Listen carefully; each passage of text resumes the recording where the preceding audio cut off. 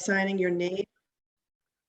Please sign up via the chat in the, just putting your name in the words public comment. The chat will be closed at 9 a.m.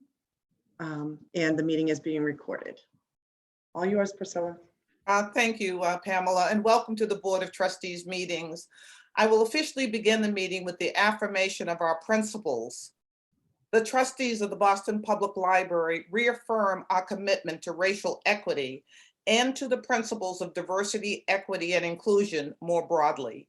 The library is formally committed to becoming an anti-racist organization in response to systemic racism, inequity, and injustice prevalent in our society.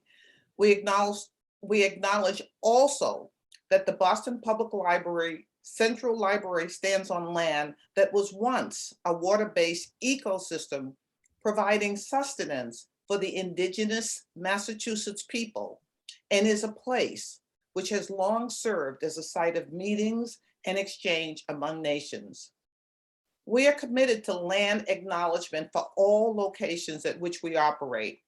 We reaffirm this commitment to set the context for our planning, deliberations, and public engagement so that they take place from the spirit of welcome and respect found in our motto, free to all. Before I call for the roll, I have a few remarks. And the first one is, here it is, the library is open.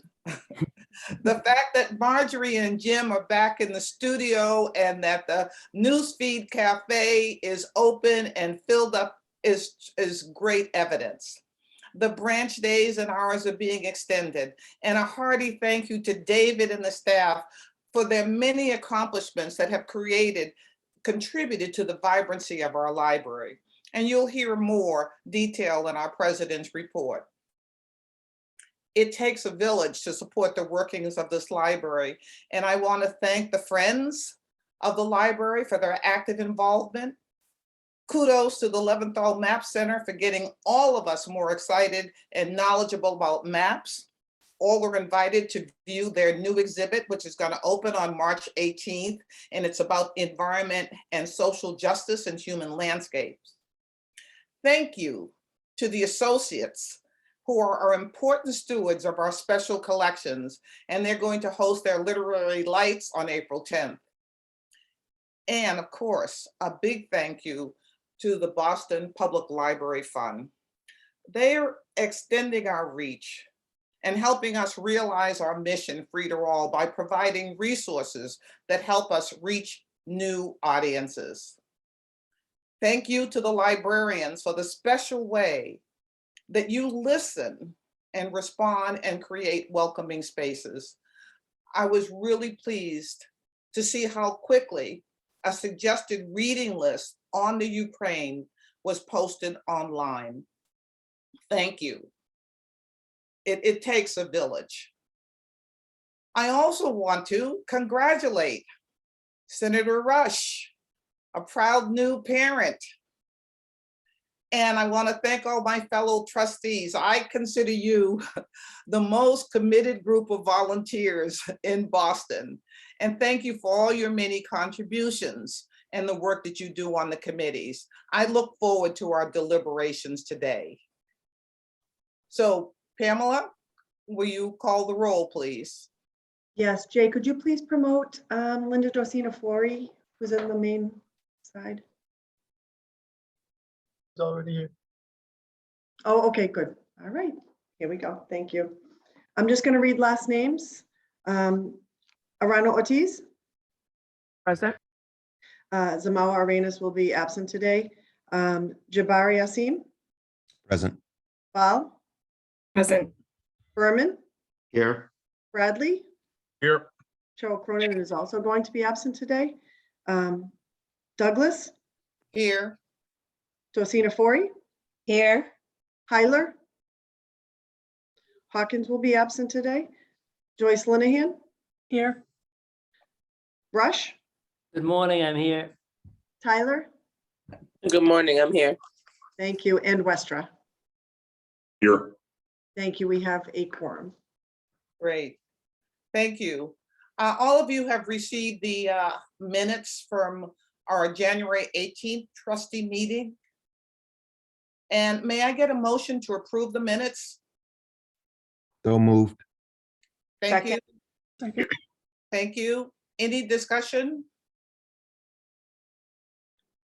Could we get a roll call for the approval of the January 18th meeting?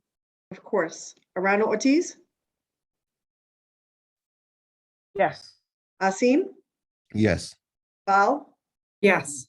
Berman, Yes. Bradley, Yes. Douglas, Yes. Josina Fori, Yes. Tyler, Linehan, Yes. Rush, Yes.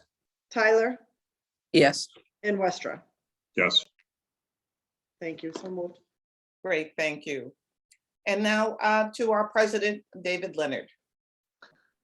Thank you, Madam Chairperson. Good morning, trustees. I'd like to begin my report with two very important staffing changes. First of all, I want to acknowledge the great work that Caroline Driscoll, as our legal advisor, has done with us for now for 4 years as an official member of the BPL staff. Caroline has been tapped to become the city's ethics advisor and in a dedicated role in the law department. So she will be moving or has moved back to City Hall for that function. And the city law department has assigned to us a new great assistant corporation counsel, Jacqueline Munson.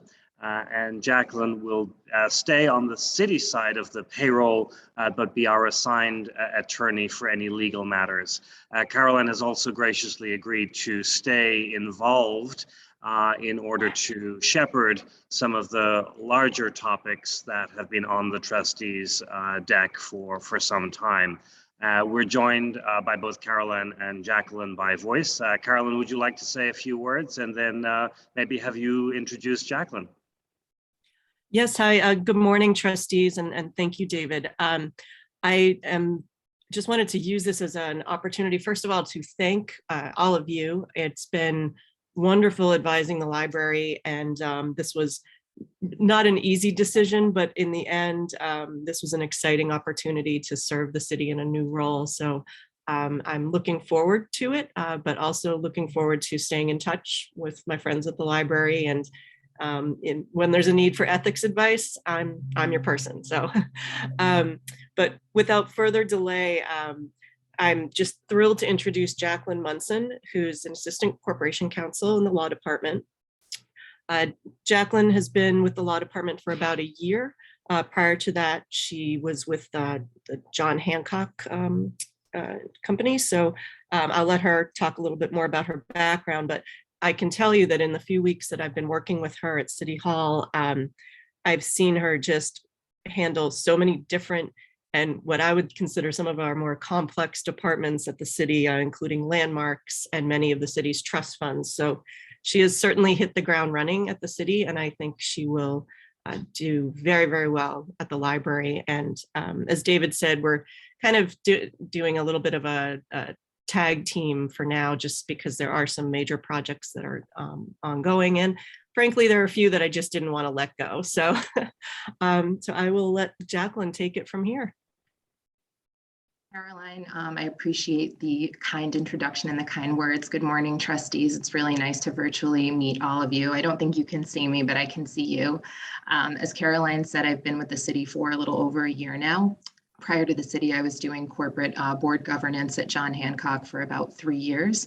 Prior to that, I was in law school, and my career before law school, I was in regulatory and compliance. So this feels like a very good assignment for me as I continue my career with the city, and I'm looking forward to working with all of you. Great. Let me just jump in. Welcome, Jacqueline. We look forward to your wise counsel. And Carolyn, you will be missed. Your impeccable integrity and professionalism has contributed to us all. And I know, given your commitment to public service, that you're in the right spot in your new role. So thank you for taking that on. All of Boston will be a better place with you in that role. So thank you, thank you. Thank you, Priscilla. Thank you. Thank you all and welcome. We have a new senior staff person to introduce to you as well. This is the hiring of this person, and the filling of this position has been part of our 2-year journey to make real our commitments to matters of racial equity, as well as equity, diversity, and inclusion more broad. And that is the hiring of the equity coordinator, equity program officer. And so I'm pleased to introduce to you Rudney Celestin, who has joined us a couple of weeks back. She has deep experience and knowledge of Boston, having come to us from the Office of Neighborhood Services. And so, Rudney, I'd like you to just spend a moment to introduce yourself to the trustees. And we're not putting you on the spot with respect to the work ahead yet, as you just got here. But please come on and say hello to the trustees. Good morning, Madam Chair, Mr. President, and members of the board. Thank you for this warm introduction. I am a former liaison in the Mayor's Office of Neighborhood Services, having served for 4.5 years, the Haitian community citywide, Mattapan, and a part of Dorchester. And I'm honored to be here with you and having been chosen to serve in this position. In my 2 weeks, I've met a lot of amazing people, got to learn a lot about the workings of the library. And I'm excited to continue this work and contribute to the great work that we're doing here. I have a background in ethics, social and political philosophy. That was my bachelor's degree from UMass Boston, as well as a degree in philosophy of law, for which I got a book award. So this work speaks very closely to me. So I'm excited to be here, and thank you for choosing me. Great. Thank Linda, you. I see Linda clapping her hands. I'm thrilled just to have another philosopher on the team as well. So there's that side benefit as well. So there we go. Thank you. We will look forward to presenting to the trustees on matters of EDI in more detail at a later meeting. I would like to make a few comments of my own, general updates, before we move into what is a pretty heavily packed agenda and a pretty data-rich and data-intensive agenda. As the chair noted, March 5th was a milestone day for the public library in terms of the pandemic. It was the first Saturday that we returned Saturday hours at branches in 2 years. And our thanks and our appreciation for all library staff and all library workers who made that possible. I was able to visit a couple of the branches on that Saturday and see the first patrons return for Saturday hours, which they were really appreciative of. March 5th was also the first day that the City of Boston relaxed the mask mandate, and the library therefore moved from masks being mandatory for both staff and public to simply being recommended for both staff and public. We acknowledge that we are not through the pandemic entirely. We still continue to battle public health reality.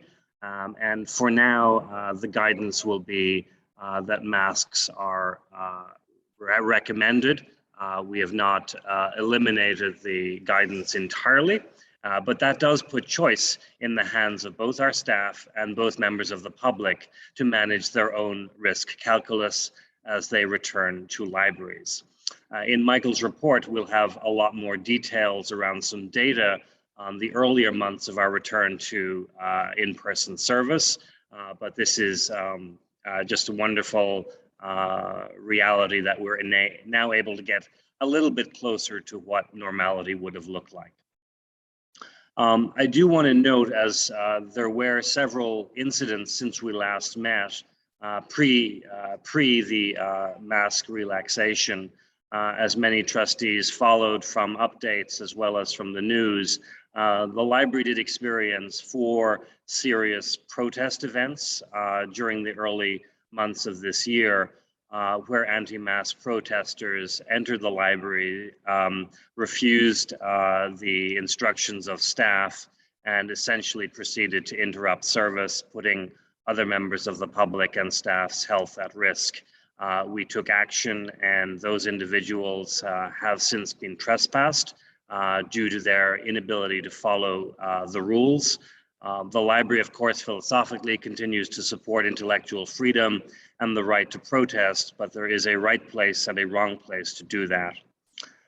In addition, there was one serious act of vandalism that occurred almost contemporaneous with one of these events, and that was the attempt to damage the Maya Angelou bust in the Central Library. The bust has been taken care of, and additional preservation work on its stand may be required. That event is still under investigation by the police. We do hope that these protest events are now behind us, although we continue to be in dialogue with our colleagues at City Hall about any ongoing issues related to that. So the road ahead, we will continue to monitor the public health situation with the Health Commission and City of Boston leadership. No one has a crystal ball about the future, although we're happy for our current reality, and we'll continue to move towards adding back additional branch hours, adding back Sundays at Central, and a slow and gradual return to in-person programming.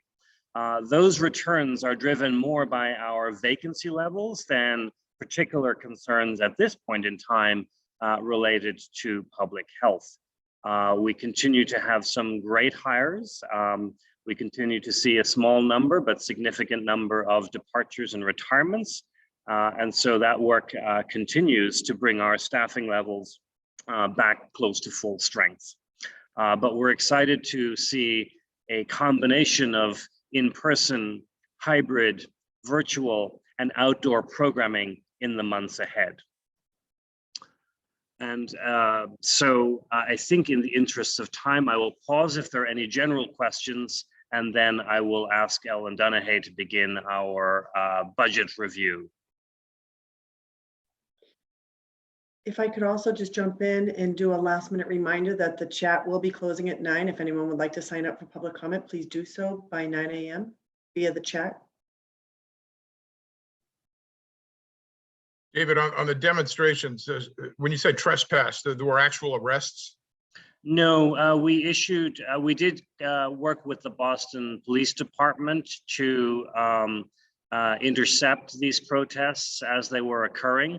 No arrests were made, no removals were carried out, but as these were violations of library policy and the acceptable use policy for use of the library, as it does, issued trespass letters for any known individuals who were engaged and not following the rules.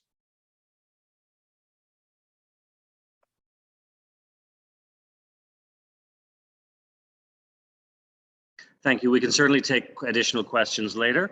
Ellen, would you like to kick off this section of our FY23 budget submission review process? Me unmute myself. Good morning, trustees. We are going to, as David said, go over the FY23 budget submission, which is both our maintenance request and also the external funds. And this year, David's asked for us to talk a little bit more in depth about what makes up those external funds, or what we typically refer to as trustee funds. First, I would go, Pamela, if you would please, to the FY23 maintenance budget. There we go. Those of you on finance and audit, and those of you who have sat through these presentations before, know that there's several components to the city's budget submission. There is the maintenance request, which it will cost next year to do pretty much what we did this year. And then there are several policy documents that go along with it. And David typically touches somewhat lightly on those as they are active policy documents. But those are a reduction document. If the worst happened and we had to do reductions, the city would like to know what we might contemplate. Reforms, we always have a number of reforms. Revenue, we're not really a revenue agency. And as you all know, we have specifically gotten away from revenue these last number of years, with first the elimination of youth fines and more recently the elimination of adult fines. And then initiatives, what we would request if the city were able to identify additional funding for us. So specifically to the maintenance budget, it's a relatively small increase, as you can see at the bottom, 1.2% increase. You'll notice a very small increase in permanent employees. Two particular reasons for that. The unions are out of contract, both unions, PSA, primarily the librarians union, and ASME 1526. At some point, those contracts will settle and you'll see a pretty significant increase there. Their last COLA was in 2020, January of 2020, so it's been a little bit. And then we do expect, we did take into consideration a number of positions that needed to be deleted. Back to the reform issue, we often submit reorganizations as positions come open. We change things, we deactivate positions, we create new positions.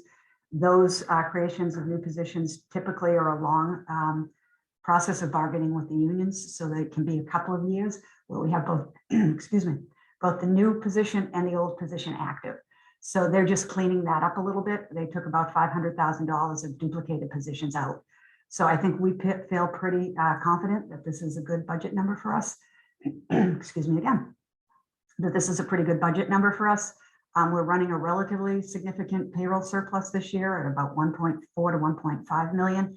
A lot of that has to do with the creation of new positions last year that we still haven't filled, and also has to do with the fact that during the COVID, we had pretty much stopped a lot of hiring. So we continue to work through that backlog of hiring. For overtime, we have held that steady at the last number of years. We typically spend more than $325,000, but because a lot of that is for shortfalls in custodians, we have empty positions. We don't fill them for the entire shift. So if somebody works 40 hours, we don't need 40 hours of overtime. And we typically, when that happens, have a fairly significant payroll surplus. So we fund it out of that. In 2019, before the shutdown, we had about $500,000 worth of overtime. More recently, I think last year we were at about 140. So COVID had a dramatic impact on our overtime. And I think year to date through January, we were at about 100,000. So we are in good shape there as well.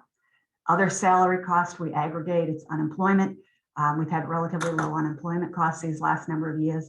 Workers' comp tends to spike if someone is injured, but it's pretty consistent at the same amount of money. And then the contract requires that we contribute to staff's MBTA, union staff MBTA cost. So it's about 142,000. They're holding that relatively steady, and we feel that that's a reasonable number.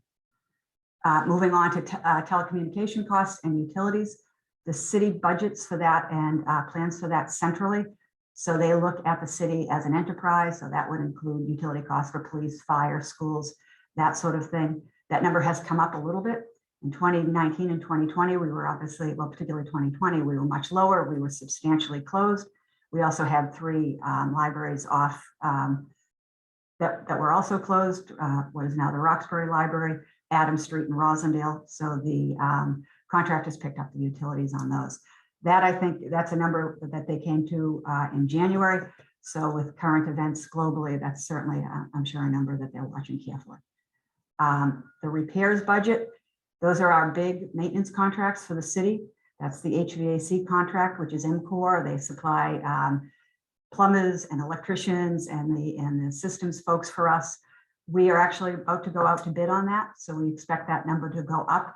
But once we get that number, the city will adjust it likely when they refile the final budget in June. It's also the fire alarm and blast repairs and elevators. The elevator contract is also out to bid right now. You'll see hold steady for fixing equipment. That's the sort of facility equipment, the gates that you come through, that if you forget to check out a book, the alarm goes off, and the fire extinguishers, that sort of thing. As you can imagine, with at least 26 locations, that's a relatively small amount of money. So we do pick up a lot of those costs on the trustee side. Contracted services, you'll see a relatively large decline. That's because this year we had $250,000 of joy money. Former Mayor Janey put that in our budget, and I think in other city budgets, to try to have some celebration around the fact that the city was coming back to life. So Michael and his staff have gotten a lot of recommendations from library staff to do fun things with that money. As most of you probably know, we sent ice cream trucks to every branch, and here at Central, a couple of weeks ago, I think it was Handel and Hayden came in and had surprise performances of Ode to Joy throughout the building. So a lot more fun things going to happen in the next 3 or 4 months before we get to June 30th. They also included about $30,000 for reopening costs. For those of you who come to the branch reopenings, you know we do a lot of things. There's t-shirts, there's, what do we have this year? Hot chocolate, there's first year programming, that sort of thing. We typically also pay for that out of trustees side, but this year the city loaded $30,000 into the budget to pay for that. So they're pulling that back out again. This also includes the elevator inspections, the pest control, security costs, some of which we also pick up on the trustees side. Going down, you'll see a very significant increase to the city budget, city collection budget. As many of you know, we get state aid, a fairly significant amount of money, $900,000. That is a state program that any municipal library can apply for.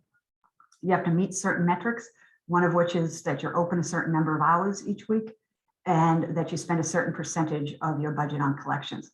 As our budget has increased fairly substantially, we've asked the city to increase the book budget along with it so that we continue to make our state aid. In the last couple of years, because we've had significant payroll surpluses, the city has allowed us to transfer money down from the salary line to cover that. I think a couple of times it's been as much as $500,000. So this year they are considering this to be a maintenance increase. It is not just the city budget that funds our collection. We also use trustee funds, but we can talk about that in a minute when we get to external.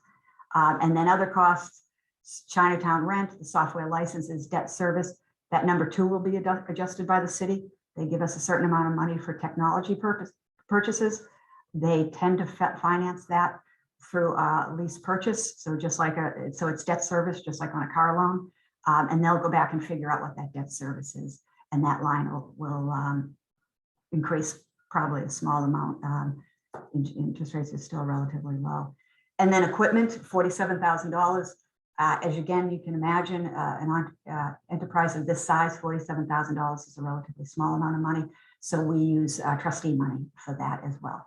And so before we go to David to talk about the other parts of the budget, I'll pause for any questions. David will talk about initiatives too, but I did just want to touch on the fact that the library has done exceedingly well, I would say, over the last number of years in initiatives. As I look back to 2018, we've had almost $3 million in initiatives. That includes increases to the security contract, significant increases to the book budget, I think $660,000, about 20 positions. So we have historically done quite well in initiatives.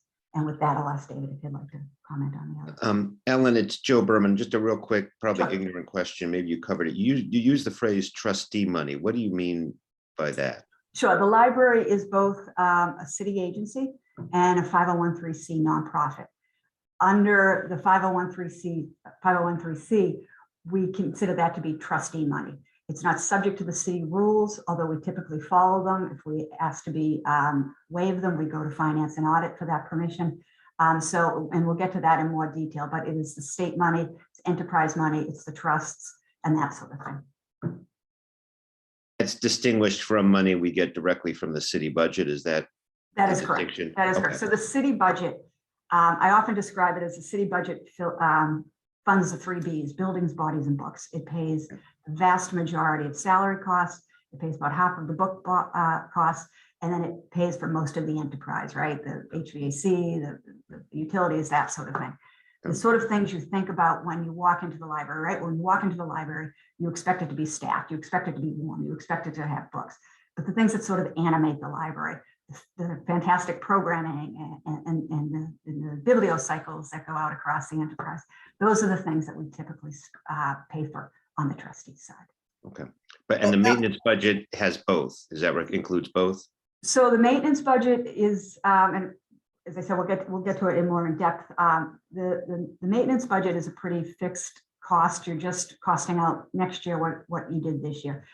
On the trustee side, some of it is things we do every year because we pay for a lot of facility costs. But some of these things are things we do once and then we don't do it again for a few years, or new things come up. The fund or the associates have identified money. So on the trustee side, it's a little bit more of an estimate. We look at historical data. We try to see what might be coming up, but we estimated about 6 or 7 months out from the start of the fiscal year. So it is much more of an estimate.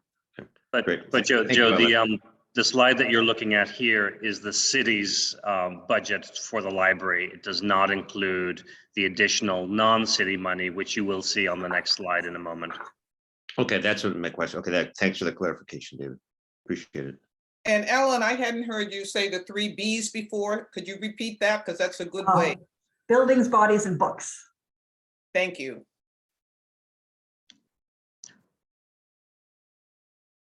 And in the interest of the flow of conversation, Ellen, why don't we go into externals first, as Joe's taken us there, just so we can complete the overall picture on our operating budget as a whole, which is the city allocation that has just been reviewed pending the mayor and city council's approval, plus our proposals on the external side, which Ellen will now review. So to the trustee funds, we have 6 categories here. What makes it a little difficult is that these categories represent about 400 underlying program costs, actually more than 400. So as I just said, it is a little bit of an estimate. Things come up that we might not have expected. There's fewer staff on this, so sometimes if we have higher attrition, that can impact it. But overall, we tend to be pretty close when we get to the end of the year, although we've seen some pretty significant increases, some of these categories over the last couple of years. So the affiliates are the fund for the Boston Public Library, the associates of the Boston Public Library, and the citywide friends. Most of the branches also have their own friends groups, but they tend to spend out of their own checkbook and not hit us, hit our budget. The one exception is if they buy museum passes, they do send us the money and we purchase those museum passes. This number has gone up dramatically over the last number of years. As recently as 2016, it was at about $1 million. 2014 to 2015, 2013 to 2015, 2014 to 16, it was an average of about 550,000. And as I look at this budget now, I actually think it's a little bit low for a couple of reasons. Our 3-year average is going up. And we also got that big grant this year that last month or 2 months ago, you folks approved a $200,000 contract with a $1.6 million grant that the fund and the associates got for work on the founding collections. So I think that is likely a little low now. What does it typically cover? About half of it is staff. For the associates, it's such things as special collections staff, the manager of the arts, curators is about 7, I think, right now in total. Also, they pay for a lot of digitization and conservation work. For the fund, they pay for also a lot of staffing. They've, over the course of the last few years, paid for a lot of children's and teen staff, youth staff. They used to pay for the welcome service staff. They most recently created the nutritional coordinator over at Roxbury that they pay for. And then they pay for a lot of programming costs, such things as the Lowell Lecture Series. If anyone has seen this terrific brochure on the Arts and Architecture Tour, they paid for that.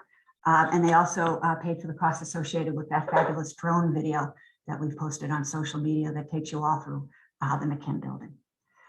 They also pay, we have students come in, high school students come in to tutor their fellow students at a lot of the branches. It's called the Homework Assistance Program. The fund pays for that. Also, a couple of years ago, as you'll recall, we had Books for Boston, where instead of loaning books out, we drop them off at homeless centers, shelters, at senior centers. We drop them off at schools, so they paid for that as well. And finally, the Citywide Friends pay for most of the museum passes, and they'll also pay for other things, equipment and other programming we might ask them for. And with that, I can pause for questions on the affiliates. I just wanted to note in addition that the affiliates line is not representative of the total funds raised or even the total funds granted to the library. Those are both higher than that number. This is our anticipated spend based upon our ability to work through that, which also happens with vacancies. So if a vacancy occurs and the person is not in place a particular salary for the whole year, that means we will not spend the fully granted amount, but rather carry that forward, depending on the rules. So our numbers from both the fund and the associates, and indeed to some extent the Citywide Friends as well, continue to grow in terms of funds raised, and we expect to see thus the expendable number grow, lagging by about a year behind that. So I'm actually really excited about the inbound funds. It's just you can't tell that story with sometimes with a spreadsheet like this. So I just wanted to give that clarity. The next three cost centers are state funding. So a little bit about the state budget. When we put this out, we really don't know what the number is going to be. We know, with the exception of interlibrary loan, both Library for the Commonwealth and state aid have been on an upward trajectory. But for those of you who have a little familiarity with the state budget, the governor announces his budget in January. That'll change next year. When there's a new budget, they get when there's a new governor, they get a little bit extra time. So that'll probably come out in February when he or she files it next year. And then the House typically reports their budget out right around school vacation. The Senate follows up in May, they conference, and we typically get a state budget sometime in June. They do typically finish these days before June. There were years when it could go into September. So we won't have final numbers until probably June of this year. So we make a bit of an estimate. The interlibrary loan, we loan books to other municipalities, and other municipalities loan books to us, or our patrons can get them from other libraries, including colleges and universities. So we have an interlibrary loan staff. We put about $60,000 of that to salary for those folks, and the rest of it goes to costs associated with the program, such as shipping the books around the Commonwealth and getting them back again. The Library for the Commonwealth, the Boston Public Library is the Library for the Commonwealth, which means that anyone can get a book, can be a member, be a patron of the library, can get a library card. Because of that, they give us money. This has been on an upward trajectory. I think about 4 years ago, it was 2.7. Now we're estimating it'll be 3.5. About half of it goes to pay for staff, and we have, including web services staff. I think if this continues to go up, we're going to hire additional staff to be paid against it. And the rest goes for collections, digitizations, and other costs. So as I say, that's and it's a vital part of our budget because it does pay for a big part of salary. The next is state aid. So as I mentioned before, any any municipal agency can apply for state aid. We get the largest percentage of it. It has gone up. The pool itself has gone up. It's a little unclear to me whether or not more people have been getting it these last couple of years. You have to apply for it, and you have to, as I said, make certain metrics. I don't know, and they've waived some of those metrics the last couple of years. They've waived the percentage increase, the percentage that you have to spend on your budget, and they've waived obviously the number of hours you have to be open. So it could be more people have been eligible these last couple of years. We held this steady in the budget, but it has gone up. I think it was closer to 600 about 2 years ago. So that has gone up. It is unrestricted revenue. We can spend it on whatever we choose. We typically view it as underwriting facilities. So as I mentioned, when we went through the city budget is $47,000 for equipment. That doesn't pay for much.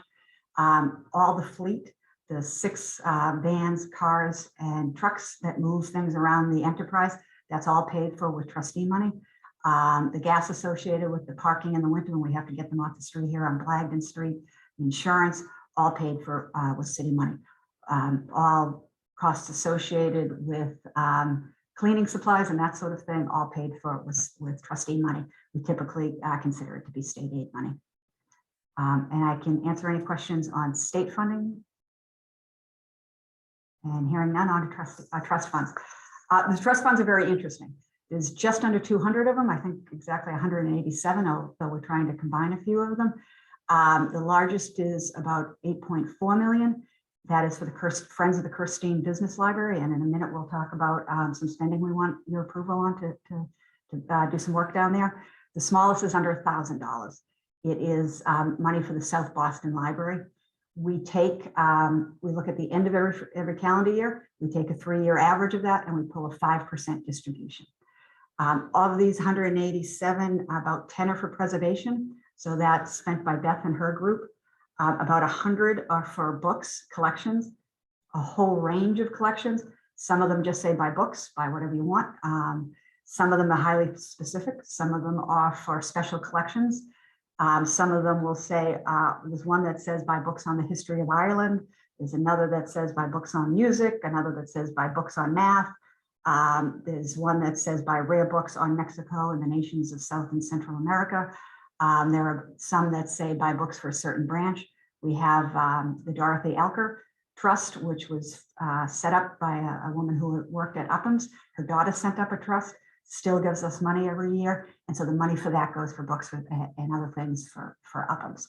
So the majority of these trusts are regulated or restricted, some highly restricted, and others have no restrictions at all. And we put that into unrestricted revenue and spend it on whatever the needs of the library might be. And I can pause for any questions on trust funds.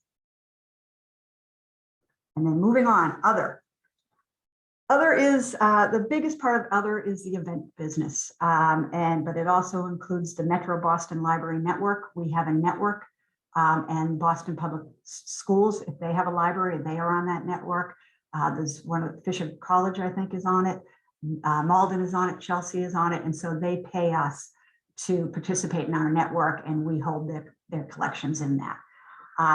We think that budget is going to go up because, as many of you probably know, the superintendent has requested that every school have a library, and it seems like that's getting some positive reinforcement. So to the extent that that goes up, our budget will go up. It also it also includes revenue from such things as pay for print. If you come in and you want to print something, we'll charge you 10 cents or something like that. In some cases, we get royalties. People have died and left us. If they have a music collection that people buy, we might get royalty. And it also includes interest because we park a lot of this money and don't spend it necessarily every month or every year. We used to do staggered CDs back when interest rates were a little bit higher. So we're getting some value from some of this money we weren't spending. And at one point, I think we were making $3,000 or $4,000 a month. Interest rates have obviously fallen, so that money has gone down, but it was a nice source of unrestricted revenue for a little bit. If we want to talk about enterprise a little bit, that business has gone up remarkably over the last number of years. In 2016, right around the time we were coming off the Boylston building renovations, it was down to about 1.2 million. We had assumed that it would go down, of course, because with Boylston closed, a lot of collections and service was pushed into McKim, so we didn't have the room to do some special events. So it was about, as I say, 1.2 million in 2016. By the time we got to 2019, it was just over $2 million, so $2.1 million. In 2020, we had expected a banner year, and through March or mid-March, we were at 1.37. Looks like a lot less than 2019, but the January through March period is a very slow period. We had expected a very large fourth quarter. So we were anticipating being over that $2.1 million figure. And then what happened? In FY21, we had $44,000 in revenue from the courtyard weddings. So it went down dramatically. This year, year to date, we're about at $900,000, and we do expect, absent another variant, absent another shutdown, we do expect that number to go up. About half the cost associated with enterprise revenue goes to pay for the enterprise. The events, we have a 3-person staff. We have day of costs. We pay for overtime for security. We pay for overtime for custodians, overtime for the HVAC folks. We have sort of small costs associated with that, right? If people are here to 2 o'clock in the morning, we'll pay for them to take an Uber home. And then if we need any supplies, if we're going to replace the stove in the kitchen because we own the stove, it comes out of enterprise. The rest of it is unrestricted revenue, and it goes to fund a whole host of things. Some examples we pulled, there's very little money, as I said, in the city budget, so it pays for everything else. It pays for office supplies. It pays for the library cards that we buy. It pays for special collections book cleaning. A couple of years ago, we had money to fix the South Boston courtyard, but we wanted to make it a little bit nicer than that. So they needed another $30,000. We used $30,000 for that. The security costs to get into the buildings, the badges that we all have, the gates, we pay about $130,000 a year. Typically, it pays for the bibliocycle. We've set up, if the last few years have taught us anything, we have to be prepared. So going back to probably 2015, we started building up our reserves. We have a reserve of over $1 million. We have a salary reserve of about $500,000. We forward funded some furniture repairs for the branches and for public service in Central. It pays for landscaping at the branches. It pays for plowing. It pays for the fleeters, as I said earlier. Often it pays for collections costs. So it pays for a whole host of things that are core to what the library does. And with that, I will pause again for questions. Ellen, this is Navjeet, and I'm sorry that I wasn't at the Finance Committee meeting last week. All in all, it's essentially almost a flat budget, right? It was a 1.2% on the maintenance increase, and this is, just a slight decrease. How do you think about inflation, inflationary costs on utilities and equipment and things like that? So on utilities, the city handles that.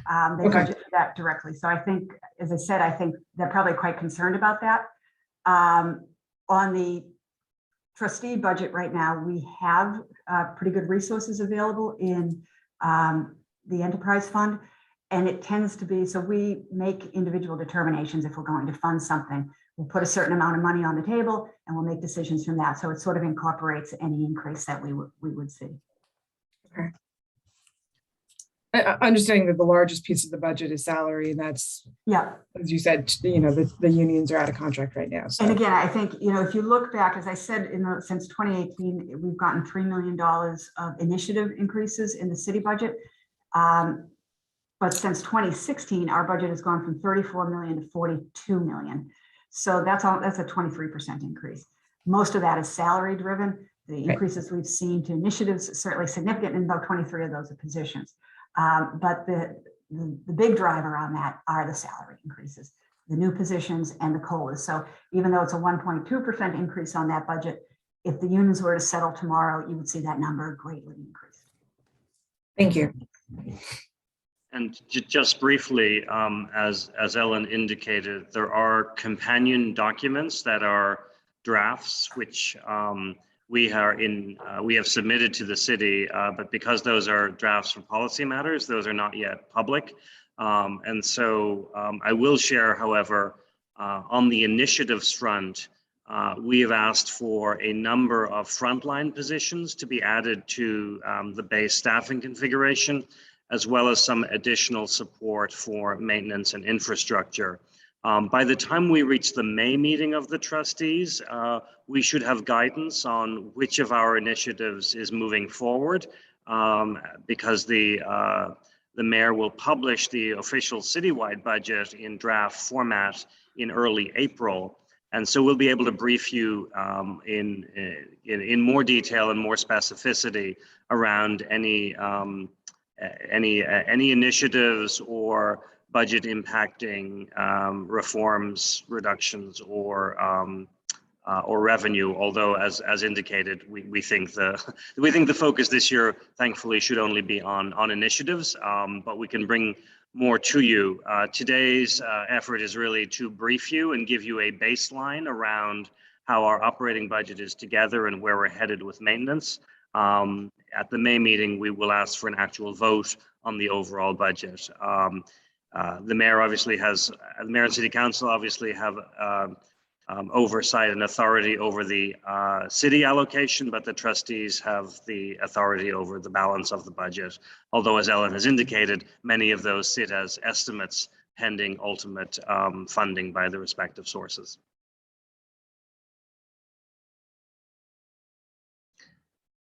In the interests of time, I will, I think, move to, if there are no further questions for Ellen, although Ellen will stay, a brief run through of the capital project requests that we have submitted to the city.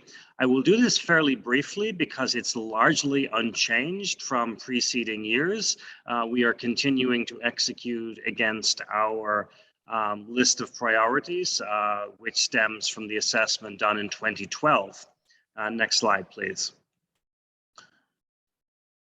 So the immediate work ahead, continuing projects, the finishing of the Rare Books and Manuscripts Department, the Faneuil branch, which is currently closed and in construction with a target reopening of 2023, the McKim fire panel replacement, which is back of house. We expect to have the Codman Square programming study completed in the next month. Some work around the Central Library facade, both a study and repairs, which we're obligated to do every 10 years. We expect to be working on the Chinatown branch design and fit out, And we expect that the Fields Corner branch will formally go into design and construction, then followed by construction.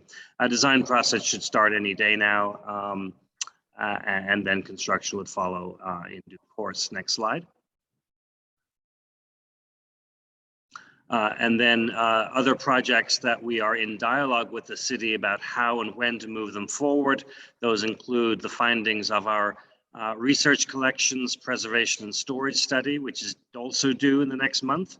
The Kim master plan, which we hope will lead to a capital campaign that is a combination of city funds, maybe state funds, and private philanthropy. But we've yet to determine all of those steps. We're in the socialization stage now that the plan is done. We are looking to advance the Eggleston Square branch renovation to a formal design stage. The Upham's Corner branch, which is similar to the Chinatown type of project, got a slight delay, but that RFP will be re-released by the city in the next couple of weeks. And then next steps with respect to the West End branch. Next slide, please. There are 3 projects that were funded in previous years. We remain awaiting City Public Facilities Department capacity to start these programming studies. Those are for the North End branch, the South End branch, and the South Boston branch. And if that weren't enough, we have identified, however, that both the Connolly and Hyde Park branch improvements should be added to the capital slate, even if they're not going ahead of any of the existing priorities. The capital project plan generally likes to have a 5-year lookout, and so we believe these are the next projects that would be proposed to be added to the capital project list. And so that is a brief run through of the capital projects. Again, any questions? Yes, I have a question. This is China. Go ahead. Hi, yes. Good morning, David. And I just want to thank you for this presentation. Just a quick question. I know obviously our biggest mission this year, one of them anyways, is to be able to promote equity. And I just wonder if within these project kind of contracts or just, any negotiations, if we're uplifting that we want to see equity be uplifted in these contracts as well. We have a huge issue with income inequality, and that's a big part of it, is making sure folks get their fair share when it comes to contracts. And I just wonder if that's something that you had thought about, or even if that's in any of these requests here. Yeah, I'm actually almost taking it as read and understood, but I shouldn't do that. Ellen can give us a little detail on where the city's guidance is with respect to what they are determining as the equitable procurement principles to be incorporated into all RFPs and all budgeting. So Ellen, sorry. Sure. Our business manager, Jane Sproul's a little closer to it than I am, but we certainly fill out forms anytime we go out to bid on anything, and we do it both on our side and the trustees side. And they look for vendors for us. We also sort of scour the city. The city has its own list, but the state has also a separate list of minority and women-owned businesses. So we typically check there. We do tend to find more. We've done a lot on, I think, on the trustee side. We have fewer contracts on the city side. When they go out to bid, the city handles their procurement, not their procurement, excuse me, their construction office, public facilities will do all the contracting associated with these. And certainly they have requirements for women-owned businesses, minority businesses, and Boston residents. But I think with Rudney here, we're going to leverage her to help us try to find additional vendors. Okay. And it's been my impression that with the work of Ellen's team, we've actually identified over the years several minority-owned businesses who have worked with us but didn't have the official designation. And so Ellen and Jane were able to work with them to be counted to meet some of those numbers. So I think beneath the surface, you'd find a story that's actually pretty strong on the library front.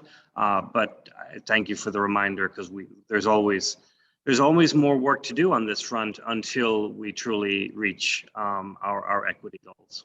We do try, and if we're working with a vendor and they're not registered and we're relatively certain that it's a women or minority-owned business, we do encourage them to do the paperwork. The city has made it more easy in the last couple of years, and they now have a scaled down certification process. If you are already SAMBA certified, State Office of Women and Minority Business, if you already have state certification, the city now has a scaled down certification process. You can imagine a lot of times these are small businesses, so the bureaucracy it can be a little more difficult than a company with a lot of infrastructure. So I do think they're trying to make that more simple. Thank you so much. I appreciate it. Thank you. Thank you, David. It sounds like one of the larger capital projects that's going to be completed soon is the Special Collections Rare Books renovation. I wonder if you could just share with us what you and your team were envisioning in terms of celebrating that opening and trying to make it something that the broader community could be aware of and participate in, such that it's not just simply an event for academics. Absolutely. If it's just an event for academics, then we have failed in our mission. So being a former academic, I know what I'm saying when I do no that. Offense. So I appreciate the question very much. And we've been reluctant to get ahead of ourselves. So I'll put a spoiler alert around some of what I'm sharing today, but we are in the move-in stage at this point in time. And so staff and material are in the process of occupying the new space in advance of a series, what we hope would be a series of reopening activities. And we'll be speaking with our Special Collections Committee, this Trustees Special Collections Committee, I think next month. I don't have the date in front of me. With respect to more details around getting ready for reopening. But we anticipate staff tours, stakeholder tours, more outreach, a soft opening that probably continues over the course of part of the summer, and then late summer, early fall, a series of ribbon cutting and other high profile events.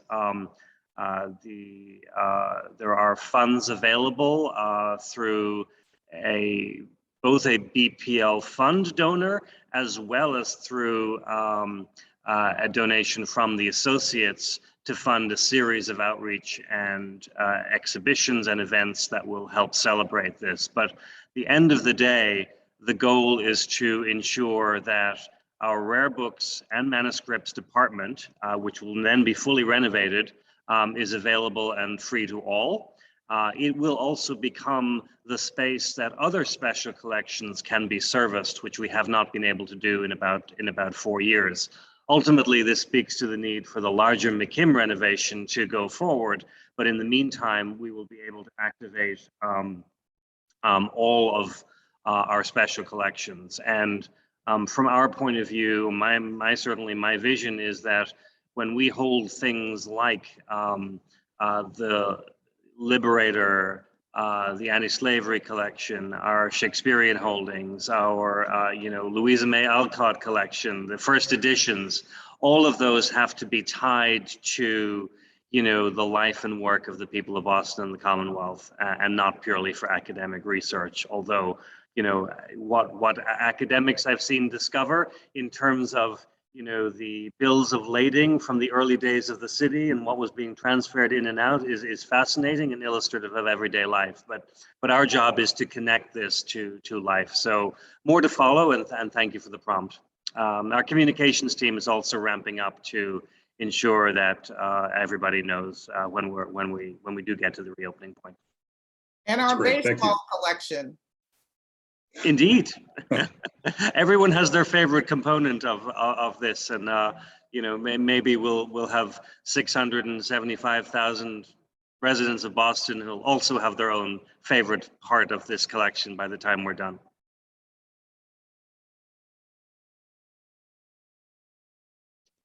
If there are no further questions, I would like to move to have Michael Colford give us an insight into some of the data about our usage since we began our in-person reopening really back in June of last year. So most of the data we're looking at really is the last 6 months. And in some ways, I think this is a trajectory that we will need to continue into the early part of the year and the activity that we're seeing now post March 6th. But still, it will give you a sense of where we were last year and where we're going. Michael. Thank you, David, and good morning, trustees. I'm about to throw a whole bunch of numbers at you, which aren't all really that important in the individual, and I will give you the highlights as we walk through. I don't think you'll see that there's any surprises based on what we've been going through the last couple of years, but this is really a look at the return to service, as David mentioned, since we returned fully to the public last June. And then after that, there's a comparison with when we were last open fully in the end of 2019. So on this first chart, that chart above just shows the breakdown of what reach is. I'm going to be talking a lot about reach.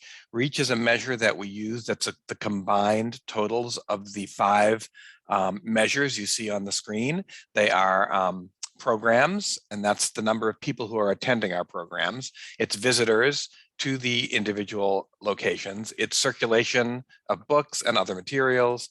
It's the wireless sessions that people can take advantage of through our libraries, and it's the computer sessions where people come in to use our computers.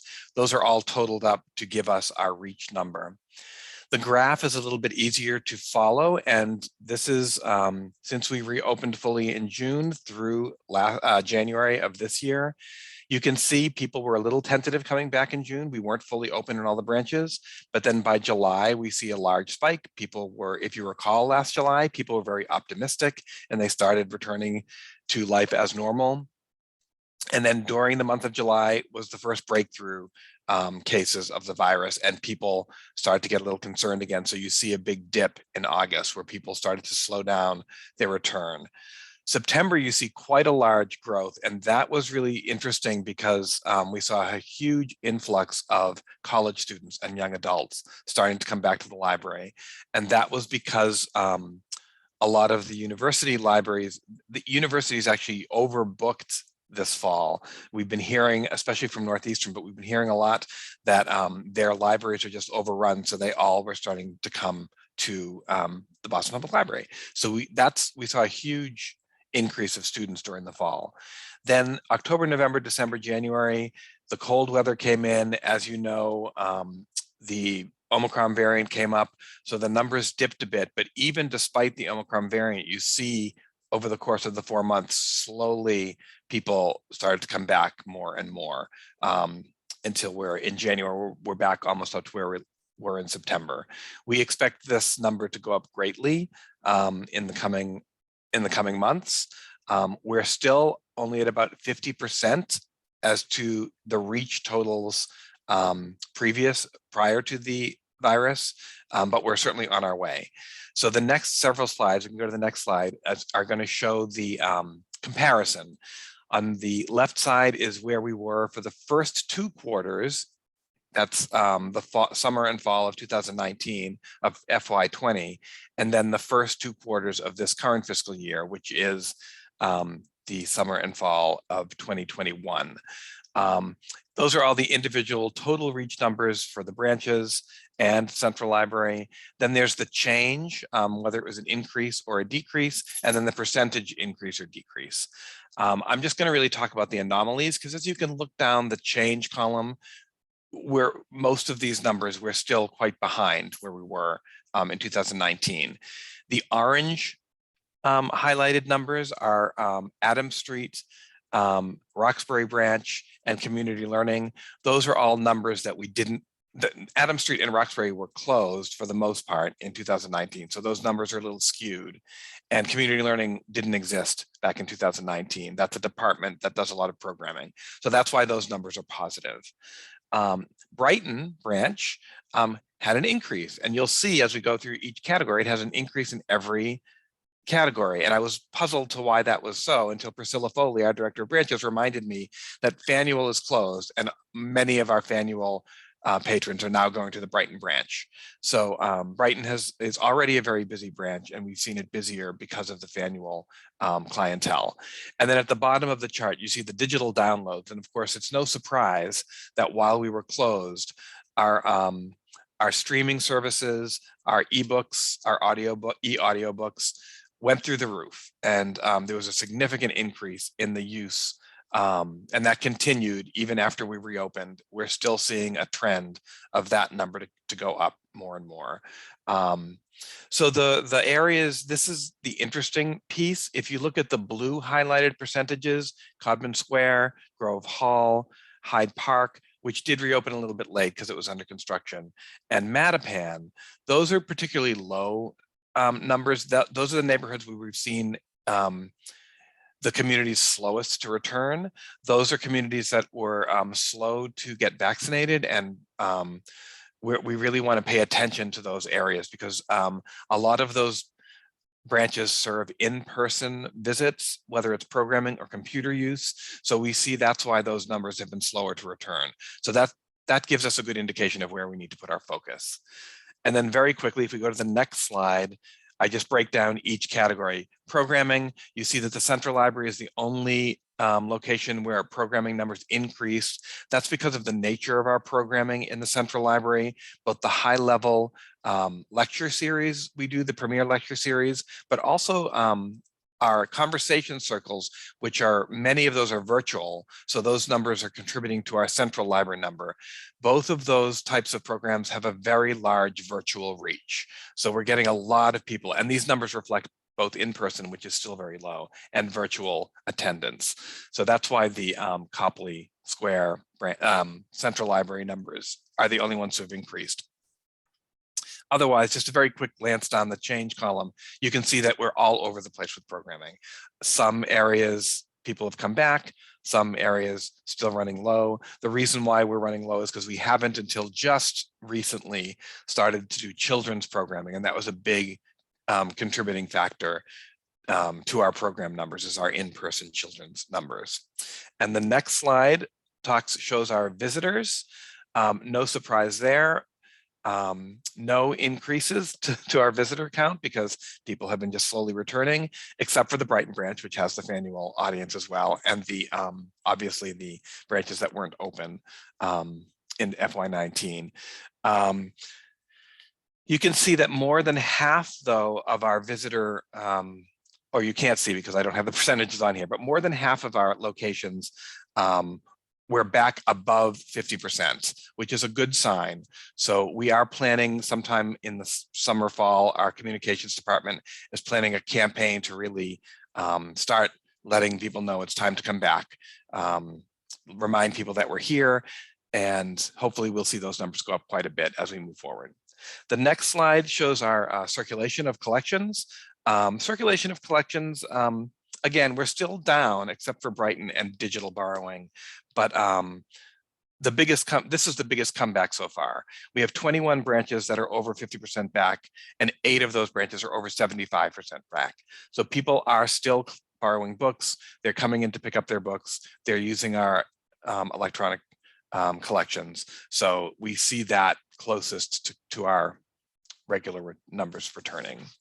The next is really interesting. This is our wireless sessions. So during the shutdown, we extended the reach of our wireless networks in many branches so that people could come to the branch even if they weren't going inside and take advantage of our wireless networks. You can see there that wireless sessions are actually up in Chinatown, Connolly, Fields Corner, the North End, Parker Hill, and the West End. I found that really interesting, that people were really taking advantage of coming to the branch and using the wireless from outside the building.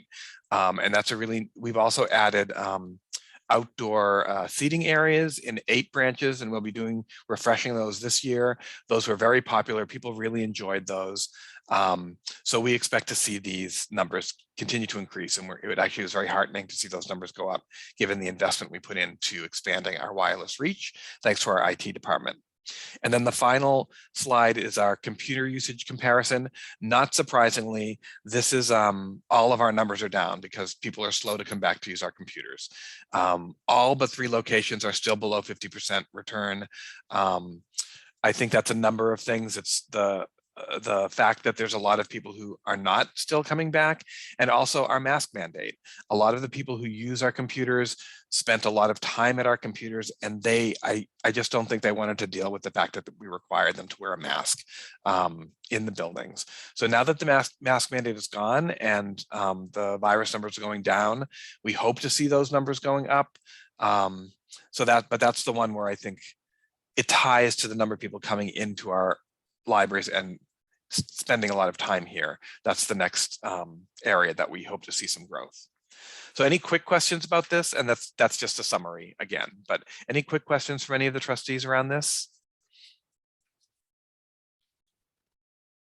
Hey, Michael, it's Joe Berman. Sure. Thanks, this is really helpful. When you say percentage that are coming back, you use that phrase. Can you tell me or tell us kind of what you're using as the comparisons? Sure, it's just the percent change between the, I said the first 2 quarters of fiscal year 2020, which were the last 2 full quarters that we were open to the public before the virus, compared to the first 2 quarters of this fiscal year, which was last July through December.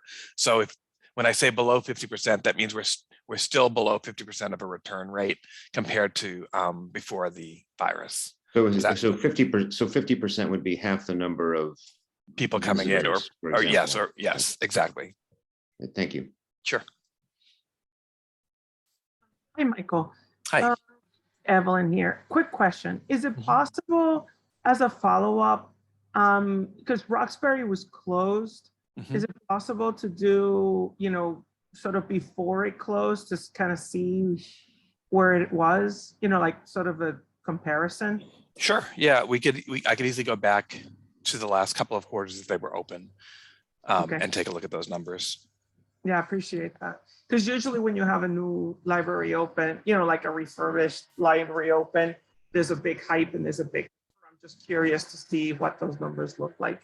Yeah, you can actually see that pretty well with Roslindale, because Roslindale didn't open till December, and they're already doing pretty well, right, considering that we're only counting basically December, January, and February, or December and January. So just in those 2 months, you can see that they have a healthy return.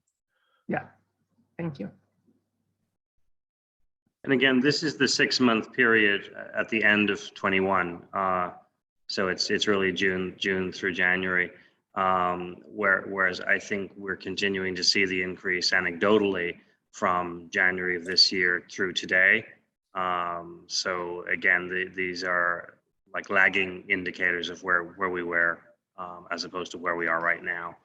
So I think it'll be particularly interesting to look at this next set of numbers either over the summer or maybe in the fall. Great, and thanks. Feel free to ask any questions going forward through Pamela, and we will get the answers for our next report. Thanks, trustees. Been very helpful. I'm surprised that the Wi-Fi numbers in Eggleston, Mattapan are not as, I thought those would have been much higher. Yeah, it is interesting which neighborhoods did see the increase in the wireless use. Especially Eggleston and Mattapan both did have new outdoor seating areas put in, and they were very highly used. There were people there all the time. Yes. So, but apparently they weren't taking advantage of the Wi-Fi at those locations as much. Yeah, thank you. Sure. That completes the report of the president and my colleagues. I just want to commend Ellen and her team for great budget management and really steering us through these last 2 years with really good eye on fiscal responsibility and sustainability. Sets us up well for what we hope is a positive year going forward, and also to Michael for giving us the numbers on the data. And I believe it's over to the vice chair. Here we go. Good morning, all. This is Evelyn, committee chair and vice chair for the board. So thank you. You know, Ellen and I spoke, she did this presentation for the budget. It took me a while to understand it. So we thought that, you know, with all the, you know, new trustees that we have, that it was going to be useful. So I hope that you find it useful. It takes a bit. So if you have questions, feel free to ask. Reach out to me, Ellen, or any of the members of the committee. As you all know, with the Russia, you know, Evelyn, I don't mean to, Evelyn, I'm sorry, Sebastian is going to join after the votes. He had to reboot his. Oh, so you want me to, okay, I was going to introduce Sebastian. So let me just do that quickly. Sebastian, it's our NEPC principal. He does advise us on the trust funds, and we've asked him, you know, to join us, so he'll join. So Pamela, just let me know when he's in. And then I'll call him out. So let's go with the vote. So the first vote that we have, and I'm going to give an introduction, and then Ellen, if you want to pipe in, feel free. The Kristen Business Library is looking to enclose some of the alcoves with glass. You know, as you imagine, it's a business library. There's a lot of, you know, demand for private conversations and meeting space. So there's a proposal to do, you know, to enclose these areas with the Friend of the Kristen Trust Funds. And the enclosures will be very similar to the Johnson. They're about 11 alcoves to be enclosed, all with the glass door that they can close. The expected amount, it's about, you know, $100,000 or over, and the RFP is due out soon. And it will be, you know, we're expecting to have responses by the spring, summer timeframe. So this is a request for the Board of Trustees to delegate this contract approval to the Finance and Audit Committee, so we can move forward with the construction of the glass enclosures. Ellen, anything that I missed? Just for a little background for trustees who haven't been here as long. Previously, all votes for purchasing for this sort of thing went to the full Board of Trustees. 4 or so years ago, a decision was made that under $100,000 would be delegated to Finance and Audit, just to move this process along when we get to full trustees more quickly and give more time here for more substantive conversation. So as Evelyn said, we're expecting this to be about 140,000. We're not confined to a June 30th deadline because this will be trustee money. Are there any questions? No? So Pamela, can we do a roll call to recommend this delegation to the Finance and Audit? Yes. Arana Ortiz? Yes. Asim? Bal? Yes. Berman? Yes. Bradley? Yes. Douglas? Yes. Forey? Dosina Forey? Yes, yes. Thank you, Linda. And I apologize, I didn't announce during the presentation that John Heiler had joined the meeting. Heiler? Yes. Linehan? Yes. Rush? Yes. Tyler? Thank you, yes. And Westra? Yes. So moved. All right. The next one is the catering contract. So we're recommending an extension to the caterer fare contract for a year. This is an extension that goes to October 31st of 2023. And the reason for that is, you know, with with everything that's going on and all the cancellations that we've received, it will give them, more runway to transition to a new vendor, if that would be the case. So we are recommending an extension. And Ellen, anything that I missed? We have Emily on the call too. Emily Takazik is our Director of Special Events, so she'll have some information too, depending upon the questions. We had previously asked the trustees to extend the contract to this fall. We did that in the fall of 2020, as I recall.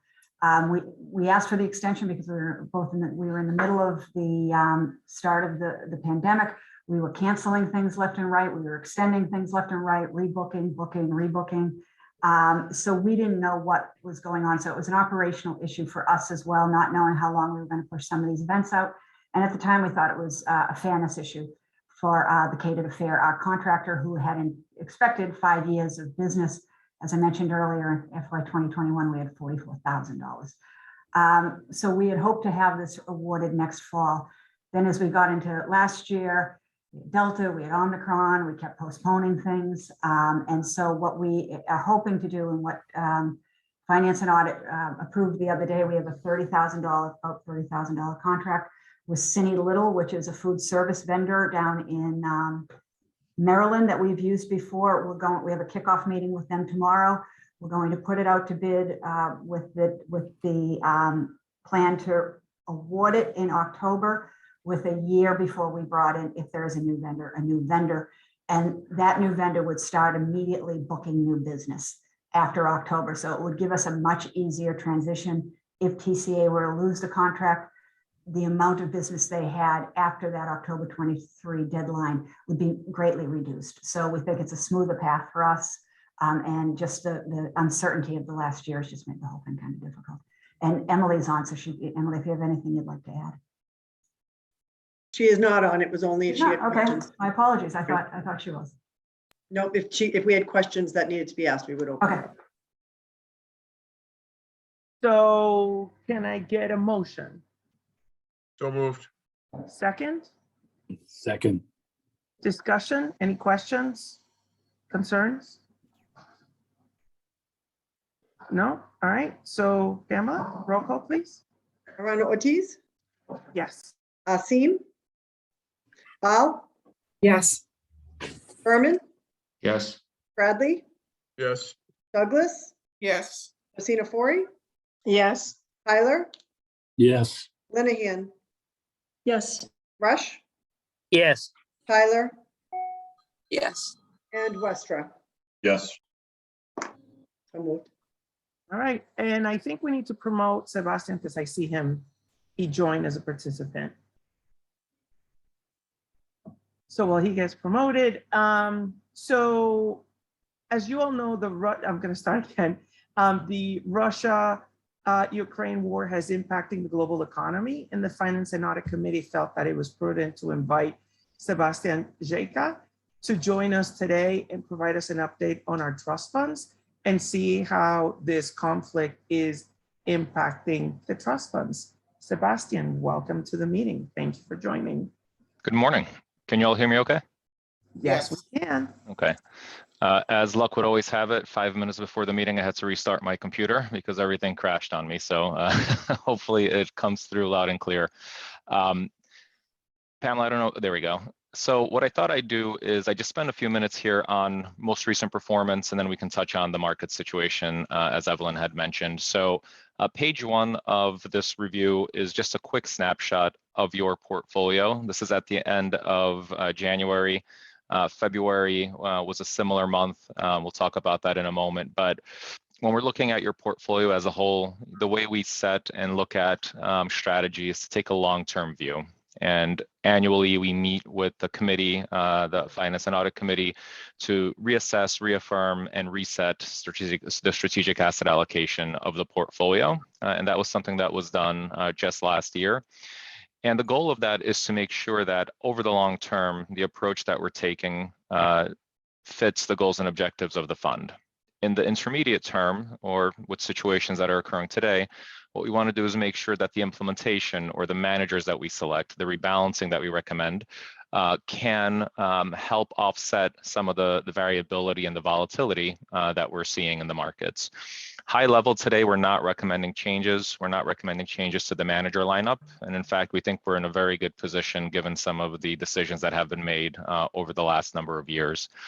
And when you look at performance on the top here, what you'll see is that, yes, January was a volatile month for different reasons than February. But long-term performance of the fund has been fantastic. Really solid returns all the way out to 10 years and beyond. I think probably one of the questions you may have is, given everything that's happened, what is the exposure of the fund to Russian securities?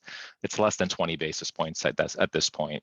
So many of your managers have actually either not had exposure coming into this situation or have been reducing exposure leading up to the war, the start of the war in February.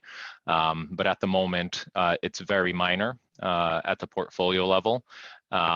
So that's sort of the good news that we have here.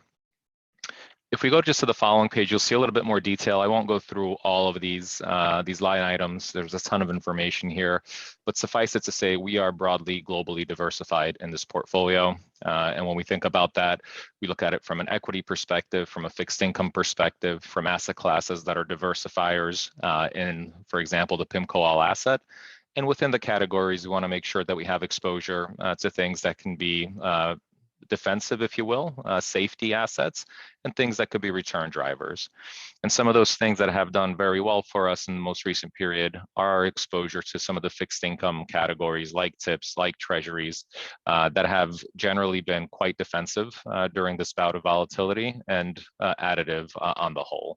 So overall, very pleased with how the portfolio has performed to date. It has been quite volatile for sure, but for the board's edification, for the committees, we're not recommending any changes at the moment. And in fact, even in terms of rebalancing, I was looking sort of back of the envelope math today just to see where we are from an allocation perspective.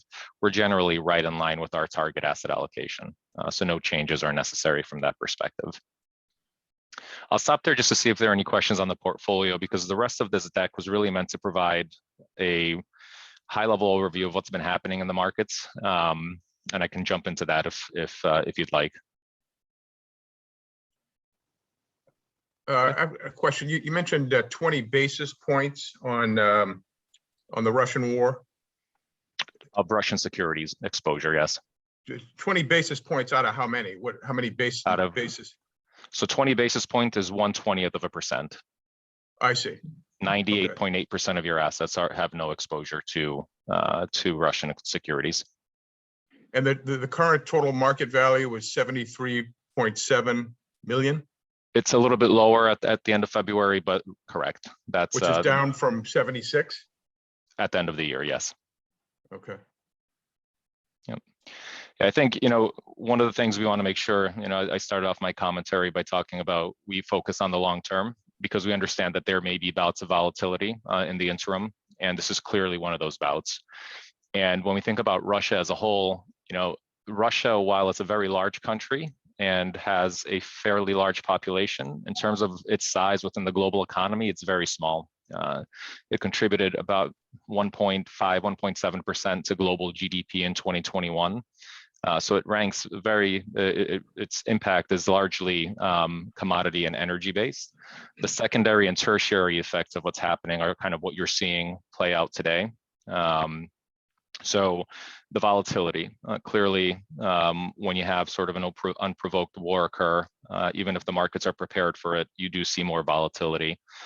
More directly, what we've been seeing, aside from the humanitarian impact, are things like energy prices, commodity price increases. So that does tie into inflation at the very least. From a transitory perspective, I don't want to necessarily use that term, but in the short term, how that plays out over the long term really depends on different sources of substitutes, et cetera, and how the globe reacts to that.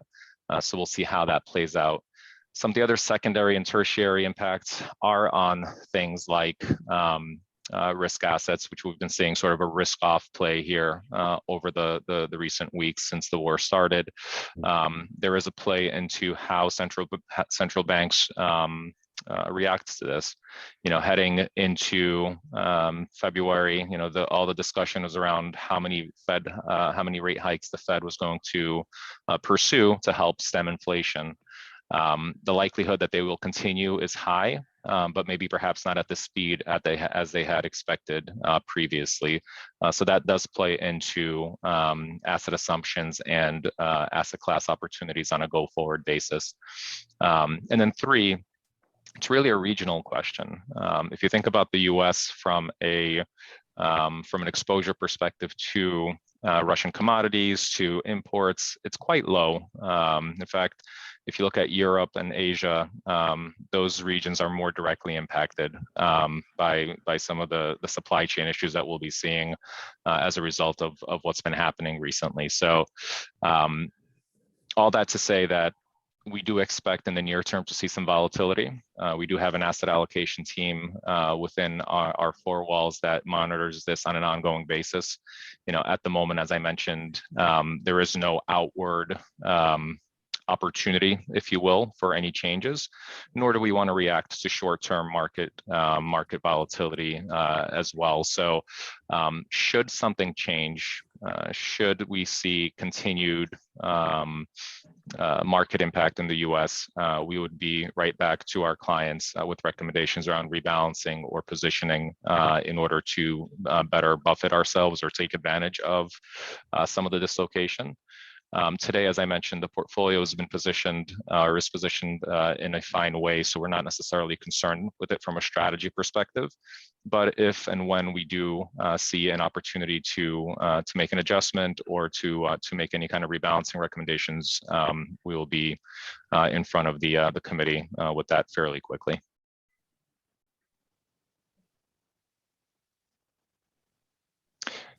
But there's clearly a lot of information out there. There's clearly a lot in this deck, but I'm happy to answer any questions that you may have. Any questions? Thank you so much, Sebastian, for this update. We were all looking at the 7.9% inflation rate and what's happening in Ukraine and the commodities. So thank you so much for this update. It's been very helpful.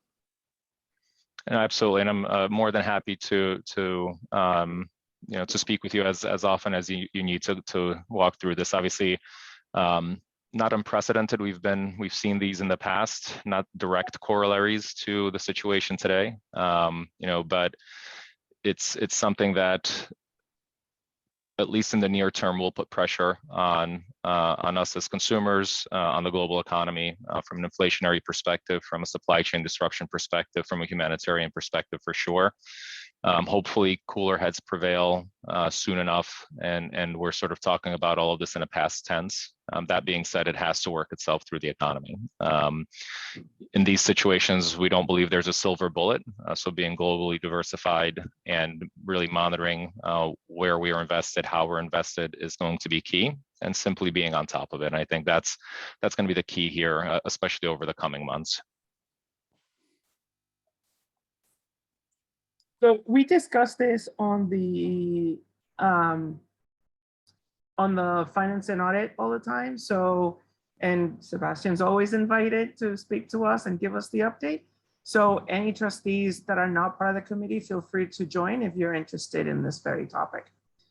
For that, Sebastian, thank you so much. I understand your family is from Poland. Hope everything is okay there. Yes, no, it's as you can imagine, it's a little too close for comfort for them, but everyone is holding on well. I think the bigger thing is obviously, as I mentioned, the humanitarian side of it. You don't expect to have to move 3 million or so people in a matter of a couple of weeks. So that's sort of I think the biggest stress point at the moment. But thank you very much. Yes, everyone's doing well. Thank you. Many blessings to them. Thank All you. right, with that completes our portion of the agenda. Thank you very much, Evelyn.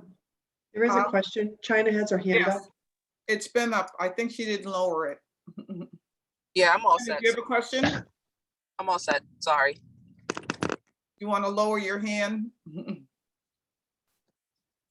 Thank you. Everybody's all set? We can move on.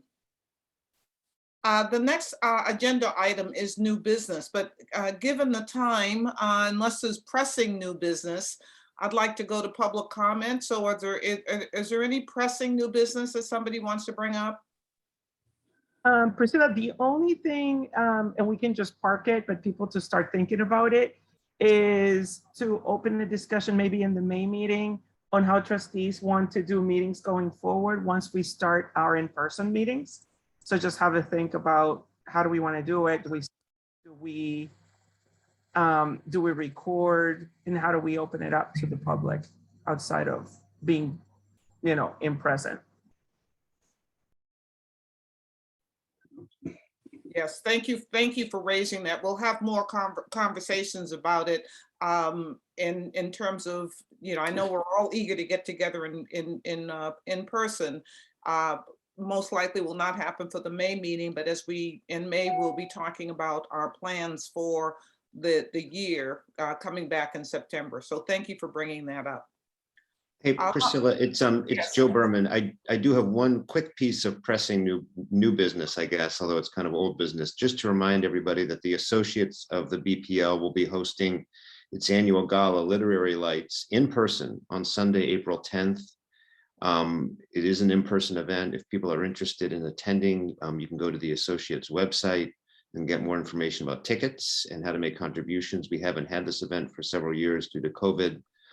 As a member of the Associates Board, I'm super excited about this. We've got a great lineup of speakers, and I just would encourage everybody to attend on April 10th. Thank you, Joe.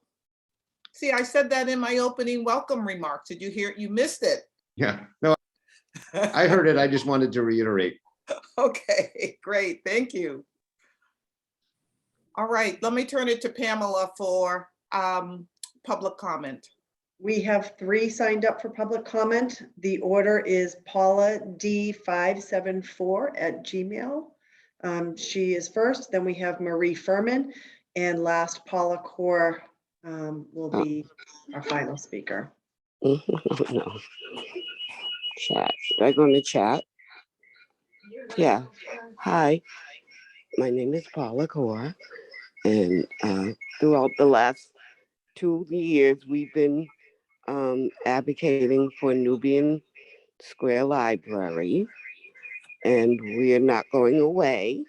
Mayor Wu promised us that she would change the name, and so we are going to hold her accountable and let her know that the Black community and Brown community and the thousands of people who voted for Nubian Square want to have our library change to Nubian Square Library.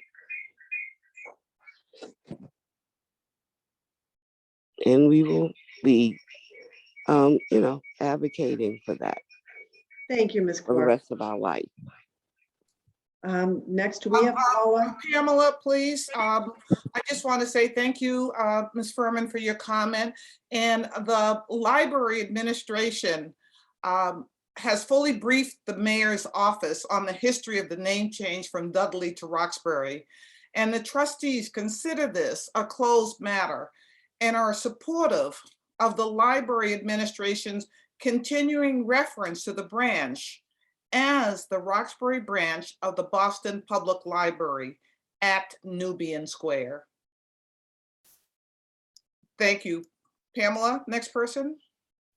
Thank you, Priscilla. Next, we have Paula D574. Not sure if she is on. Pamela, that was the guest that just spoke. Oh, okay, I'm sorry. She put her name on twice. And next is Marie Furman.